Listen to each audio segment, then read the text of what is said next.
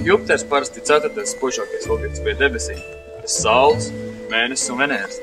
Lai gan dažkārt Mārs var pārspēt Jupitera spožumā, kas gan noteikti tikai opozīcijas laikā. Jupiters ir 2,5 reizes masīvāks par visām pārējām Saules sistēmas planētām kopā ņemot. Tā masa ir tik liela, ka baricentrs starp Sauli un Jupiteru atrodas ir Saules virsmas.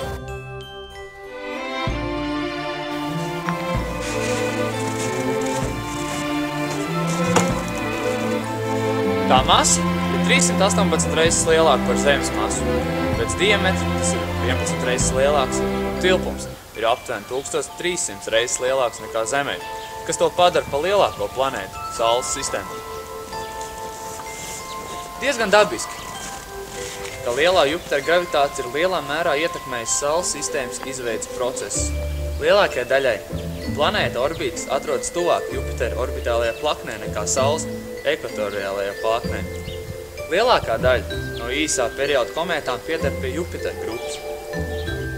Kirkvuda sprauga asteroīdu joslā ir radusies pateicoties pamatā Jupiteram, un pat tiek domāts, ka Jupiters ir bijis atbildīgs par agrīno asteroīdu triecieniem iekšējai Saules sistēmai pirms aptuveni 3,8 līdz 4 miljardiem gadu.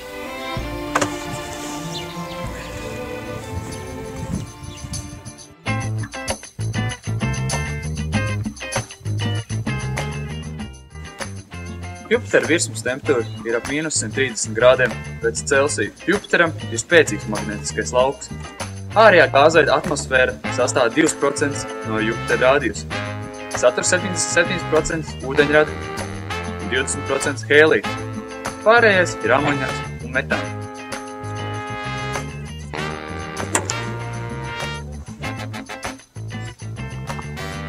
Dziļāk viela paliek blīvāka, zināmā mērā līdzinoties šķidrumam, bet bez robežu virsmas ar atmosfēru šī sfēra aizņem tikai 22% no planētas rādījusa. Bet mēram pusi no tā metalizētā ūdeņraža sfēra, kura rāda spēcīgo planētas magnētisko lauku.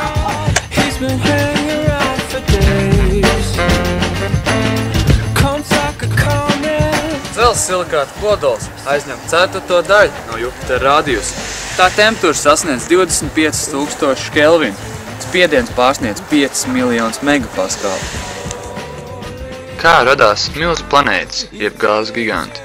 Milzu planētas veidojās tajā Saules sistēmas daļā, kur bija daudz gāzes, tāpēc tām, neskaitot kodols, izveidojās arī lieli gāzes apvalki. Jupiters veidojās straujāk par citām milzu planētām un ar savu gravitācijas spēku aizkavēja vēl vienas planētas izveidošanos asteroīdu joslā. Tāpēc asteroīdu joslā atrodas daudzi, bet nelieli debesu ķermeņi. Saules sistēmas ārējā daļā, kur bija zema temperatūra, izveidojās galvenokārt no ledus sastāvošu ķermeņu komētas.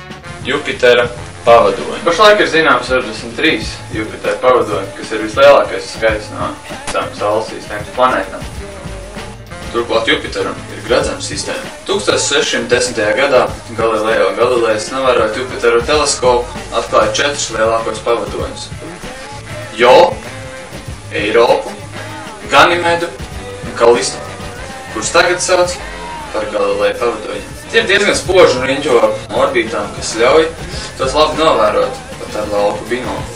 Pateicoties Jupitera novērojumiem no Zemes, jo 1970. gada beigās bija zināmi jau 13 pavadoņi. 1979. gadā, lidojot garām Jupiteram, kosmiskās zondas Voyager 1 un Voyager 2 atklāja vēl 3 pavadoņus. Sākot no 1999. gada, ar jaunākās paudzes teleskopiem tika atklāta vēl 47 Jupitera pavadoņi. Lielākā daļa no tiem ir 2 līdz 4 km diametrā. Sākos panākums Jupitera izpētēja guvuši 2 kosmiskie aparāti. Voyager, bet tā pavadoņa izpētēja starpplanētas zonda Galileo. No Galileo tika nomests nolaižamais aparāts, kas tieši pētīja Jupitera atmosfēru. Lielais sarkanais plankums. Šī vētra ir aptuveni 2 reizes lielāka nekā Zeme. Tā plosās jau vismaz tik ilgi, cik ilgi debesīs lūkojas, izmantojot teleskopus. Neizskatās, ka tā gatavotos pazust. Tas ir Jupitera lielais sarkanais plankums. Lielākā vētru sistēma Saules sistēmā. Bet mūsdienās, kad ir pagājuši ļoti daudz gadi, kopš šīs vētras atklāšanas, nav izprotams, kā un kādēļ tā maina formu izmēru un krāsu. Zinātnieki domā, ka Jupitera izpēte palīdzēs labāk saprast līdzīgus procesus uz Zemes. Attēlā, kas ir digitāli uzlaboti, Voyager 1 fotogrāfiju, redzam Vētru, kā tā bija 1979. gadā. Šobrīd Voyager 1 kosmosa kuģis atrodas aptuveni 117 astronomisko vienību attālumā no Zemes un ir vis tālāk esošais cilvēku veidotājs objekts, kurš katru brīdi var pamest Saules sistēmu.